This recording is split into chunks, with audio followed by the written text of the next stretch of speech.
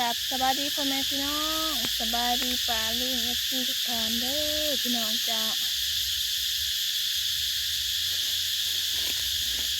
มันยังนั่งจักจันพี่น้องเมื่อนี้เปิดภาพเด็กในจักหน่อย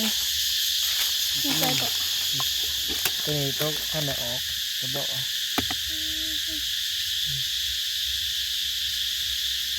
ตัวนี้ยังเป็นเงาะอยู่พี่น้องมีพุ่งข่อยก็จะใช่อยู่เดี๋ยวหาเงี้ยงไปนำกันพี่น้องเลยพี่น้องยังเดินปิดแฝดกับสีมันเมิดในจักหน่อยเด้อเห็นมาคนพี่น้อง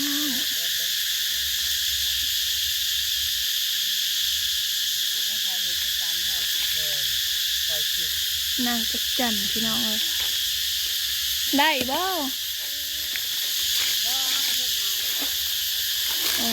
ก็น้ำเกาะตา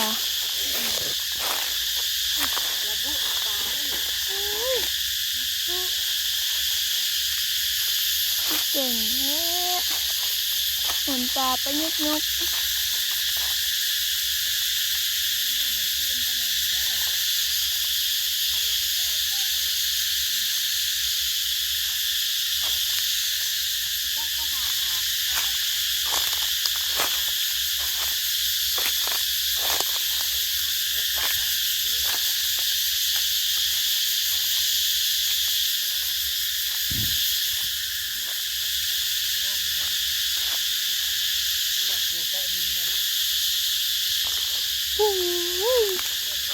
เขาจะจูดป่าพี่น้องเลย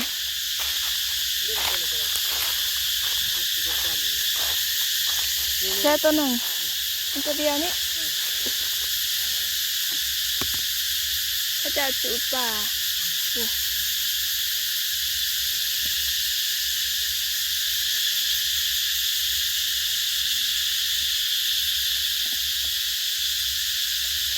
แบบโบราณเป็นนะพี่น้องเลยเมื่อนี้อากาศมันห่อนแห้งห่อนเอาคือฝนจิตกนี่แต่นั่งจักจันบ่ออกถ้าอากาศเย็นๆหรือว่าฝนตกขวดจะเขือนั่งมันสิออกลายปีฝนประทันหัวจ้าเขือ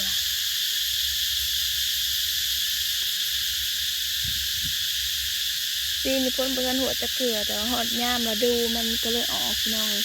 ถ้าฝนตกขวดมันสิออกลายคนนี้หอนไผ่ไหมป่าตะแตนนี่ก็ลายพอสมควรหากบริเก็บเนี่ยเต็มไปเลยปกเปกอยู่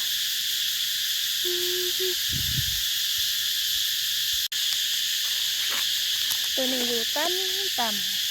ำแห้งอะไรร้อนก็จะจูดินนี่ขึ้นมาแต่คุ้มระดับหนึ่งพี่น้องเอ้ยพอมันหย่อนโตได้มันก็หลอกขาบเลยบางโตก็สีสูงในจักหน่อยบางโตก็ต่ำส่วนร้ายก็สีต่ำนะร้ายกว่าสูงแต่คนก็ลายคนเมืองไผ่กับไอป่าไผ่ไม้ป่าลายอะไรพูดตัวนะสูงขาดอะไรตะแตนพี่น้องเลยนางตัวนั้นแนมไปเหลื่อมนี่อยู่สูงพี่น้องเป็นจะสีเห็นง่ายในจักหน่อย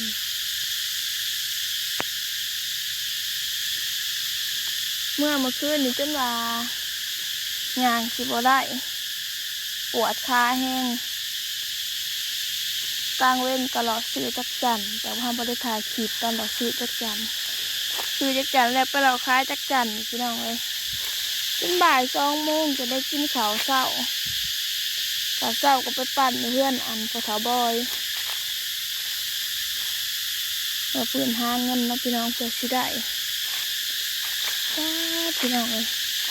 คนเนื้อก็ลายนี่จะไพ่คนยังจักจันพี่น้องเลย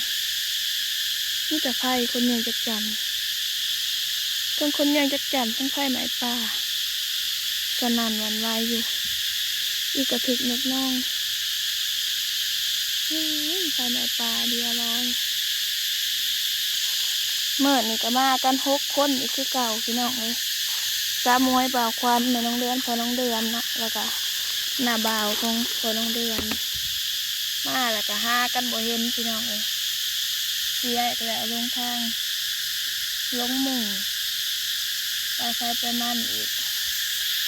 แต่แม่น้องเดือนกับพอน้องเดือนอยู่ใกล้กันเมืองอุตโตเมตัวแม่พี่น้องกดแหลมๆมันสิต่างกันกดแหลมๆนี่ตัวแม่กดแบบนี้จะเป็นตัวผู้กดมันสิต่างกัน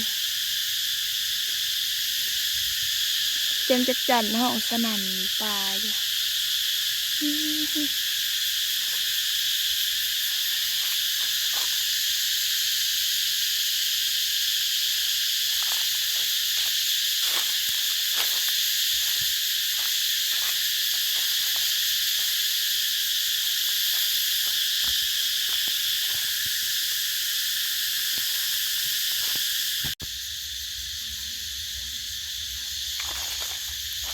คนห้องก็สนั่นพี่น้องเลยแตกสวดที่หอดทางออกมาเลยเมื่อนี่บ่ได้พี่น้องเลยเมื่อคืนนี่ได้ร้ายกว่าเมื่อนี้เนาะโหดไฟกันเจ้า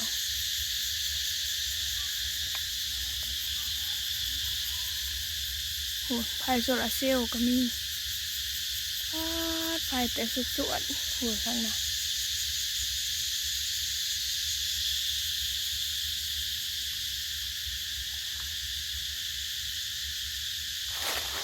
ที่ได้สำได้แล้วพี่น้องเลยเมื่อนี้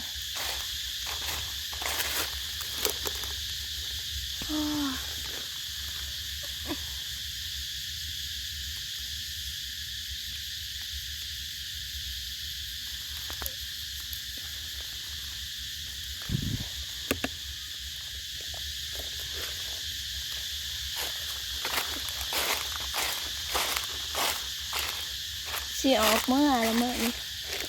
มาบ่เด็กวิธีมันออกจากขาพี่น้องมันสิออกทางกลางหลังเห็นนี่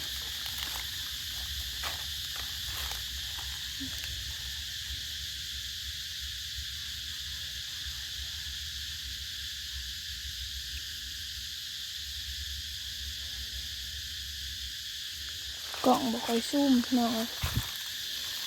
ตั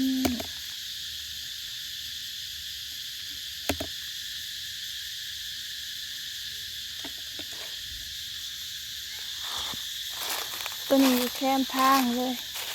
แต่มันบังดีพี่น้องนี่วิธีมันออกเนาะมันสิคอยถอดมือออกก่อน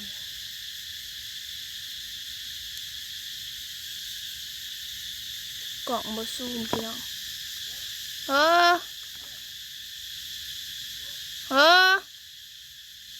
มันถอดกระโตทางกลางรางเรือหน่อยหนึ่งเดี๋ยวมันก็มือยืดขึ้นมาเกาะหย่อนอยู่พี่น้องเลยหย่อนว่าปีกถ้าปีกมันแข็งเป็นไหนเขาจะรอเมื่อแล้ว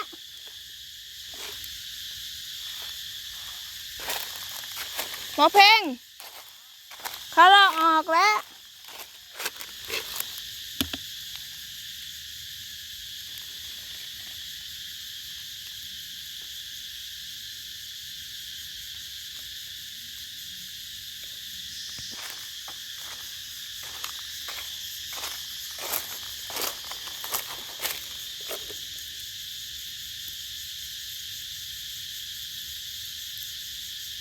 งามบ่พี่น้องงามบ่พี่น้องจ๋า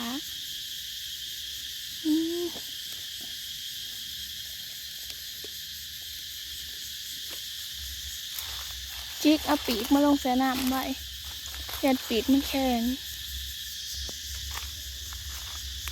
เอาตัวนี้ก่อนพี่น้องเลยพอลองเดินห้องเขาจะออกเลยค่ะเวลาคนสิเมื่อปลาเลยหมักสิเห็นพี่น้องเลยเวลาตั้งใจเยื่องนะบ่ค่อยเห็น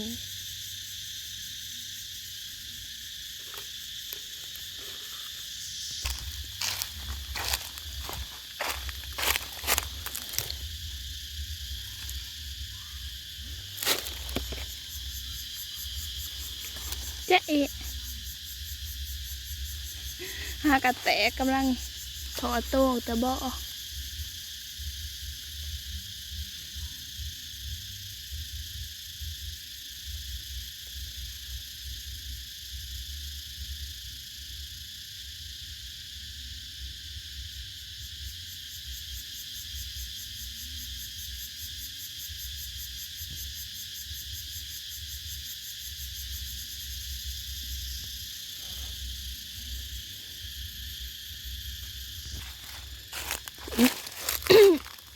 เตะต่อเจ็บเด้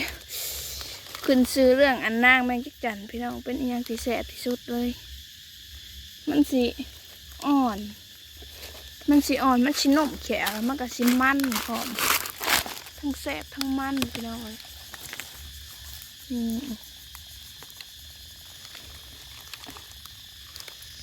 เพลงปะแล้วบ่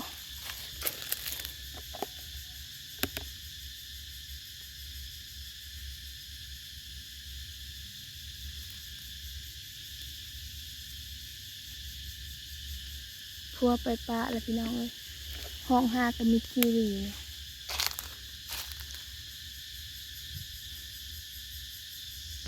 มาหอดแล้วก็ซื้อเลยพี่น้องเลยลูกติ้มสบายเลยซื้อหากันได้โลเก่ากำกิโลกระเบียร์รถได้ขนาดโอ้ยเดี๋ยวสิหรอกจะได้หรอกที่น้อยได้เราไปแล้วก็ไปแจมกูแจมมันก็นำมอสกูนั่นสิน้ำอารีอารอฮะอันนี้คือเราไปอยากกินยังก็เดี๋ยวไปซื้อให้ด้วยหลาถาเด้ออยากกินกระปูเดี๋ยวเห็นยังอยากกินนั่นนะสำหรับคลิปนี้ก็ได้แล้วพ่อแม่พี่น้องฝากกดไลค์กดแชร์กดติดตามส่องแม่น้องเดือนเด้อติดตามประกันใดขอโทษขอไปFCทุกท่านเนาะเดี๋ยวเราก็พอกันใหม่คลิปหน้าพี่น้องจ้ากับสบายดีอันโตอันนี้มันจมเฮ้ยตัวนี้ตัวมันแสบนะมันจม